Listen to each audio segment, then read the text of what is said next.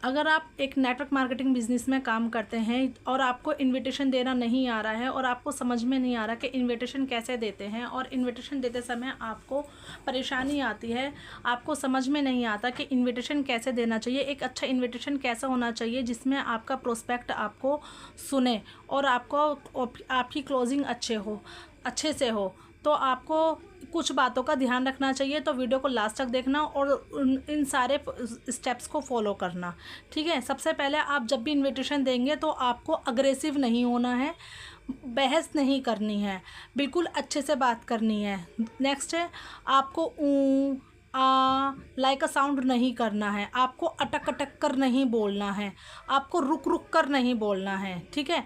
आपको पढ़ पढ़ कर नहीं बोलना है। ऐसा नहीं हो कि आप फ़ोन पर बात कर रहे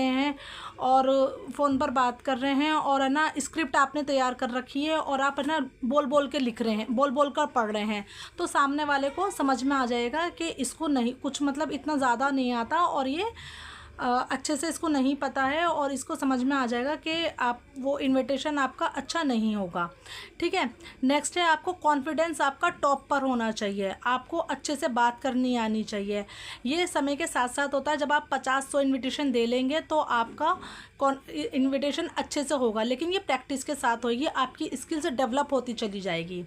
उसके बाद में आता है, आपको कभी भी इनविटेशन हमेशा आपको कॉल पर ही देनी है। कभी भी इनविटेशन देने के लिए आपको मैसेज नहीं करना है। जैसे कि आपको जैसे इनविटेशन पर कभी भी आपको मैसेज पर नहीं देना है, हमेशा इनविटेशन आपको कॉल पर देनी है। मैसेज का काम होता है वेबिनार का लिंक सेंड करना, आपको कभी भी फॉलो अप भी मैसेज पर नहीं करना है, ठीक है। आपको हमेशा फ़ोन पर ही करना है, ठीक है। उसके बाद इनविटेशन कॉल आपकी 2.5 से 3.5 मिनट तक जानी चाहिए, उससे ज़्यादा आपको नहीं जानी चाहिए, या मैक्सिमम 4 मिनट 4.5 मिनट। अगर आपकी कॉल इससे ज़्यादा लंबी जा रही है तो आप समझ जाइए कि आपकी कॉल बेकार की बातें हो रही हैं, आप उसमें ज़्यादा नॉलेज दे रहे हैं आपको, ठीक है। जैसे फॉर एग्ज़ाम्पल आप ये समझिए कि अगर आपको कोई शादी का कार्ड देने के लिए आता है, ठीक है, तो वो सिर्फ आपको एक इनविटेशन कार्ड देता है, उस पर सिर्फ दूल्हा दुल्हन का नाम लिखा होता है, वेन्यू लिखा हुआ होता है, बस जस्ट इससे आगे कुछ नहीं होता। ये नहीं होता कि दूल्हा दुल्हन ने क्या पहनेंगे, या उनका या खाने में मेन्यू क्या है, नथिंग, ऐसा कुछ नहीं होता है, ठीक है ना। इनविटेशन का मतलब होता है सिर्फ आपको इनवाइट करना वेबिनार के लिए, ठीक है। तो उसमें आपकी 2.5 से 3.5 मिनट या मैक्सिमम 4 मिनट की कॉल होनी चाहिए। उसके बाद में अगर कोई आपसे कॉल पर पूछता है कि मैडम ये फॉरएवर तो नहीं है, तो आप उससे मतलब आपको अग्रेसिव नहीं होना है, आपको क्या बोलना है, हाँ डियर, क्या जानते हैं आप फॉरएवर के बारे में। अगर वो कोई नेगेटिव पॉइंट बता रहा है आपको, तो आप उसकी फॉलोअप कीजिए, उससे पूछिए कि फॉरएवर के बारे में आप क्या जानते हो, ठीक है। या आप अगर उसने कोई मिस्टेक्स है, उसको कोई डाउट है, तो उसका आप वहीं पर उसको समझाने की कोशिश कीजिए, उसको वहीं सॉल्व कीजिए, वहीं सॉल्यूशन दीजिए उसका, ठीक है। उसके बाद में आता है आपको कभी भी पूरी नॉलेज नहीं देनी है, सिर्फ आपको इनवाइट करना है, ठीक है। इनविटेशन देते समय आपको कॉल रिकॉर्ड करनी है हमेशा। अब इस बात का क्या मतलब है, जब हम इनविटेशन देते हैं तो हमें कॉल रिकॉर्ड करनी चाहिए, क्योंकि अगर हम कोई मिस्टेक्स कर रहे हैं तो आपको कॉल रिकॉर्ड करनी चाहिए। जब कॉल आपकी कट हो जाएगी तो आपको वो रिकॉर्डिंग आपको सुननी है, ठीक है। आप गलती कहाँ कर रहे हो, आपसे गलती कहाँ हो रही है जो आपकी क्लोजिंग नहीं हो रही है, क्योंकि आप फ़ोन करोगे अपलाइन को कि सर हमने तो अच्छे से इनवाइट किया था, पता नहीं क्यों नहीं क्लोजिंग हो रही हमारी, हम प्रोस्पेक्ट तो हमारा फ़ोन ही नहीं उठा रहा। अब अपलाइन को थोड़ी पता है कि आपने गलती कहाँ की है, या आपको अपलाइन को कैसे पता होगा कि आपने इनविटेशन कैसे दिया है। जब आप सुनोगे अपनी कॉल तो आपकी गलतियां आपको खुद पता चलेगी, ठीक है। उसको आप धीरे धीरे सुनकर उसको आप सॉल्व करने की कोशिश करेंगे, ठीक है। तो हमेशा कॉल रिकॉर्ड करना, और रिकॉर्ड करने के बाद में उसको सुनना, और उसकी जो गलतियां होती हैं आपसे उसको दोबारा नहीं दोहराना, ठीक है।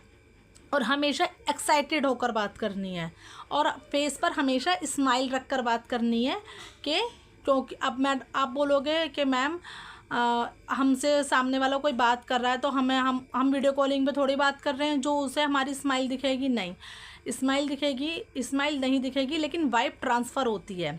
इस बात का क्या मतलब है वाइब ट्रांसफ़र होती है? देखो, जब सामने वाला हम किसी से बात करते हैं तो क्या होता है, तो हमें जैसे कि सामने वाले ने सामने वाले ने हमसे बात करी, तो वो जैसे कह रहा है, अगर वो दुखी दुखी साउंड कर रहा है तो हम कहेंगे, हम अगर अपनी किसी सिस्टर से बात कर रहे हैं तो हम उससे बात करेंगे, क्या हुआ आज, कोई प्रॉब्लम हो गई है क्या, घर में कुछ परेशानी है क्या? तो आपने तो उसे नहीं देखा, लेकिन आपको उसकी आवाज़ से समझ आ गया कि ये परेशान है या दुखी है। एग्जैक्टली आप जब स्माइल करके फेस पर बात करेंगे तो सामने प्रोस्पेक्ट को भी समझ आ जाएगा कि ये चेयरफुल इंसान है और अच्छे से बात कर रहा है, ठीक है। और आपका सबसे इम्पोर्टेंट होता है वर्किंग एरिया। वर्किंग एरिया आपका ज़रूर होना चाहिए जहाँ पर आप एक काम करते हैं, जैसे कि लाइक ए ओरा, जिसे कहते हैं ओरा। जैसे कि मैं एक मुस्लिम लेडीज़ हूँ, मैं जब नमाज़ पढ़ती हूँ तो मैं जानमाज़ पर बिछाकर नमाज़ पढ़ती हूँ, ठीक है। अब ऐसा तो नहीं है कि मैं जानमाज़ की जगह कोई चादर बिछा लूँ या तो कोई दुपट्टा बिछा लूँ और नमाज़ पढ़ूँ, नमाज़ तो हो जाएगी उससे भी, लेकिन मुझे ना वैसी फीलिंग नहीं आएगी कि मैं नमाज़ पढ़ रही हूँ, ठीक है। मेरा जो सजदे की जगह है वो मेरे को एकदम बिल्कुल करेक्ट नहीं जाएगी, मेरा इधर उधर ध्यान भटकेगा, ठीक है ना। तो और इसलिए होता है कि जहाँ पर हमारा वर्किंग प्लेस होता है तो वहाँ पर अगर हम उस जगह बैठ के काम करते हैं तो हमारे को अच्छे अच्छे आइडियाज़ आते हैं दिमाग में, तो इसलिए ज़रूरी होता है ओरा का, वर्किंग प्लेस का, ठीक है। और हमेशा आपको 80-20% का प्रिंसिपल रखना है, यानी कि प्रोस्पेक्ट को 80% सुनना है, 20% आपको बोलना है। और जब आप प्रोस्पेक्ट से बात कर रहे हैं आपके पास हमेशा एक ब्लैंक शीट और एक पेन ज़रूर होना चाहिए। जब वो आपसे बात कर रहा है तो आपको उसकी बातें वहाँ पर लिखनी है और वहीं पर ही उसको सॉल्व करने का कोशिश करनी चाहिए, ठीक है। वहीं पर उसको सॉल्यूशन देने की कोशिश करनी चाहिए, ठीक है। अगर आप इस तरीके से इनविटेशन दोगे तो आपका इनविटेशन बहुत अच्छे से जाएगा।